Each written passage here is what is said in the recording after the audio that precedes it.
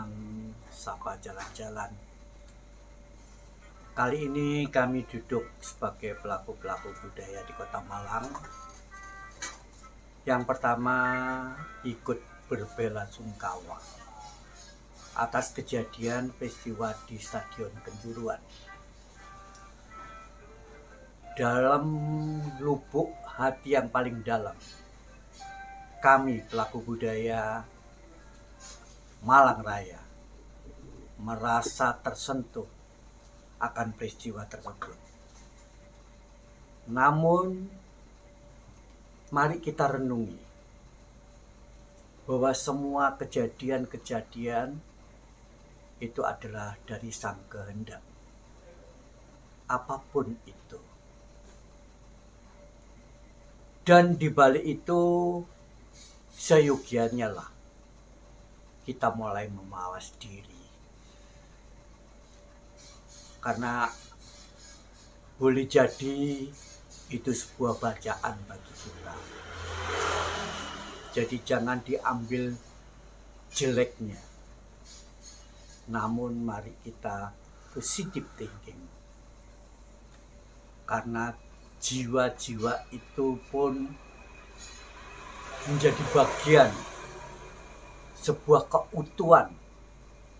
Gaungnya aja sudah sampai dunia dalam hitungan beberapa menit. Sahabat, semoga perenungan kita nanti ke depan jauh lebih bagus, lebih baik, dan utamanya memawas diri. Pak Dwi, saya kira memang perlu direnungkan, dan hari ini kita mencoba untuk membuka cakrawala pikir dan hati kita. Jadi bagaimana menurut Pak Dwi dalam tinjauan literasi? Ya baik, Pak Yongki, seperti juga tadi disampaikan oleh Mbak Yongki, secara pribadi saya turut berbela sungkawa atas peristiwa, atas tragedi yang terjadi di stadion bernama Kanjuruhan, berlokasi di Kepanjen, Kabupaten Malang. Kata yang kita gunakan terkait dengan musibah itu adalah kata bela sungkawa. Unsur kata bela itu memberikan gambaran tentang empati terhadap derita yang terjadi pada pihak lain. Ada berbagai sebutan yang berkaitan dengan bela, selain bela sungkawa, ada bela pati, ada bela nagari, ada bela nusa, dan seterusnya. Nah, istilah yang acap digunakan akhir-akhir ini untuk menyebut peristiwa yang terjadi di pangkal Oktober, yang kebetulan juga berlangsung satu hari setelah bangsa Indonesia memperingati tragedi nasional G30 SPKI yang terjadi berlangsung ketika itu pada tanggal 30 September, jadi sehari setelah itu, yaitu pada tanggal 1 Oktober. Ini kebetulan waktunya memberikan gambaran kita urut seperti itu. Nah, dan dari kesaktian Pancasila. Dari kesaktian Pancasila. Jadi barusan kita memperingati nasional dan terjadi tragedi di Malang, tepatnya di Stadion Kanjuruhan. Saya berangkat dulu dari istilah ya, tragedi. Sebenarnya istilah tragedi yang merupakan istilah serapan dari bahasa Inggris ya, ini sudah diserat dalam bahasa Indonesia. Istilah ini atau kosakata ini pada mulanya itu digunakan dalam konteks susastra ya, tepatnya adalah sandiwara yang ditokoi dengan tokoh utama mengalami penderitaan yang luar biasa. Bahkan tragedi itu seringkali digambarkan berakhir dengan Kesedihan. meninggalnya tokoh yang bersangkutan, yaitu kata tragedi juga bisa diartikan sebagai kesedihan yang luar biasa. Oleh karena itu, di balik peristiwa ini ada kesedihan, ya, karena ada kematian, dan itu tidak sedikit jumlahnya, ya. Ada luka, paling tidak ada trauma. Nah, oleh karena itu, yang pertama terhadap saudara-saudara kita yang mengalami kesedihan, telah semestinya saudara-saudara yang lain itu berempati dengan berbela, ya, sebagai ekspresi dari empatinya terhadap pihak lain yang mengalami kesedihan. Setelah pembahasan tragedi Saltrasi oleh Pak Dwi Cahyono, seorang antropolog, nah, tentunya kita punya rekan muda juga. Mari kita coba untuk bertanya kepada rekan muda kita, pandangan dia pada peristiwa-peristiwa yang terjadi beberapa waktu yang lalu. Monggo Mas Bambang. Ikut belasungkawa dengan kejadian kemarin di Stadion Kanjuruhan yang makan korban sangat banyak sekali. Bahkan itu nomor 2 di dunia setelah Peru. Setelah Peru. Setelah Peru. 1964 ya. 64. Saya nggak bisa berkata apa-apa di saat saya dikirimi sama teman-teman itu proses awal setelah main bola itu selesai. Saya nggak mengira kalau akan terjadi prahara yang sebesar ini. Awalnya saya mengikuti di televisi, saya hanya ini hitungannya nggak ada chaos. Karena apa? Karena Arema sama Persibaya itu sudah menandatangani perjanjian. Di saat bonek main di Persibaya main di Arema, bonek sendiri nggak akan datang. Sebaliknya Arema, dan itu sudah disepakati, ditaati, katakanlah kayak gitu. Jadi saya sendiri nggak mengira akan terjadi kayak gitu.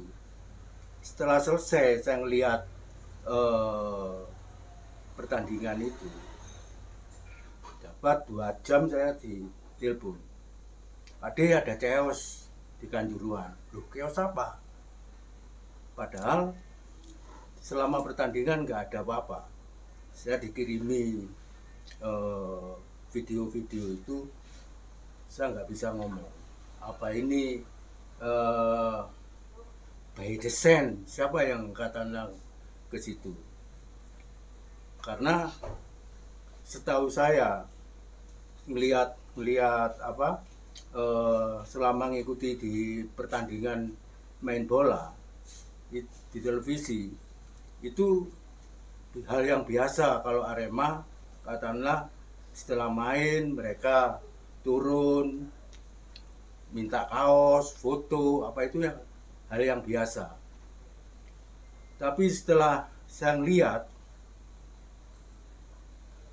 dipukuli video-video itu, setelah mereka dipukuli terus mereka mundur terus maju lagi, sebelah sisi kanan itu ada gas air mata yang sudah tembakan, belakangnya home bench sebelah kanan. Dari situ baru hitungannya ditembakkan ke tribun. Saya mikirnya gini, ini siapa katakanlah yang ngasih instruksi hitungannya gas air mata itu sampai ditembakkan. Nah, setelah yang meninggal banyak kayak itu, Saya hanya begini, kok bisa ya? Saya dulu nggak juga main bola. Setelah katakanlah pertandingan, itu mesti 10 menit, 15 menit, itu sudah dibuka semua pintu-pintu. Tapi kali ini kok hanya berapa pintu yang kebuka. Nah itu paling enggak saya mikir kayak gini. Kalau setelah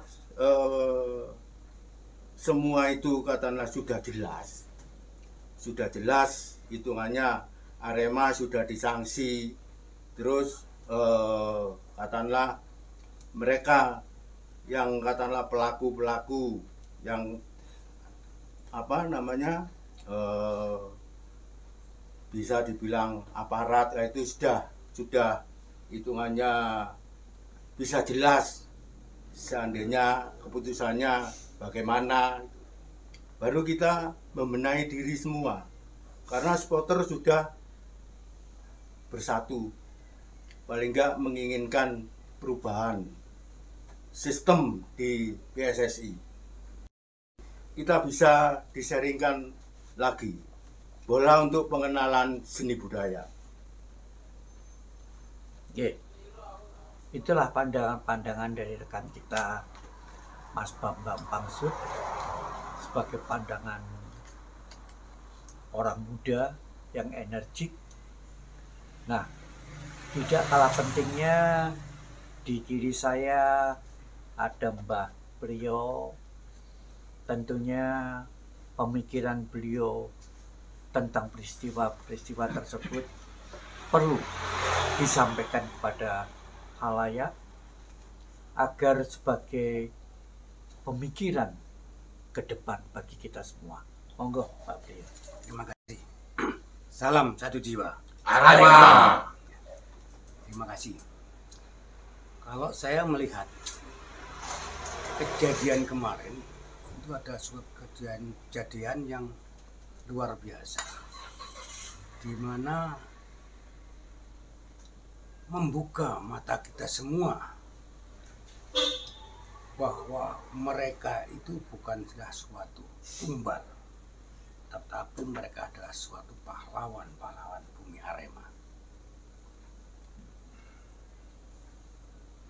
Jadi ketika Tuhan menentukan siapa yang menjadi pahlawan, Dia tidak akan melihat bagaimana sepak terjangnya, bagaimana wujudnya, bagaimana latar belakangnya.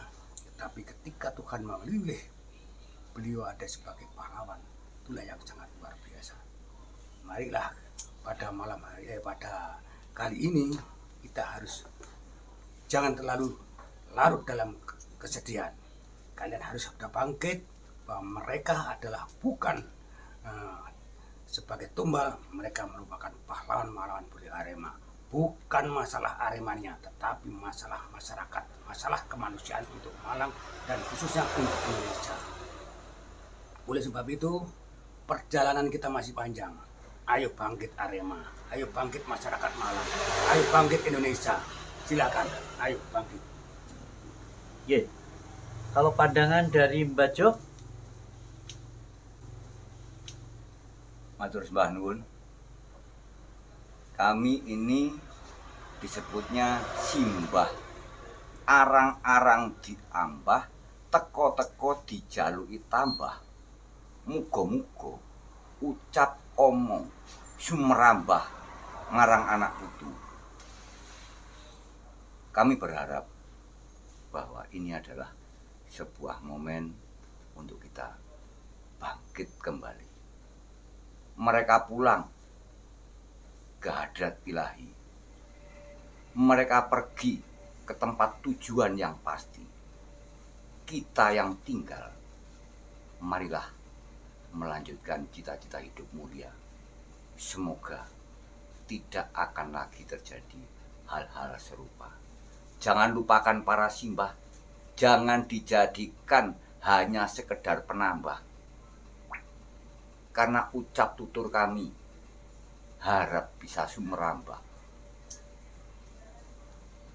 Nah, hiduplah seperti seorang satria dari bumi Arema. Keren.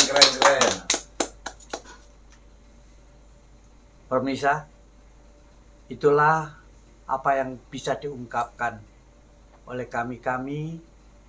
Semoga bermanfaat untuk Malang, dari Malang juga untuk dunia dan Indonesia.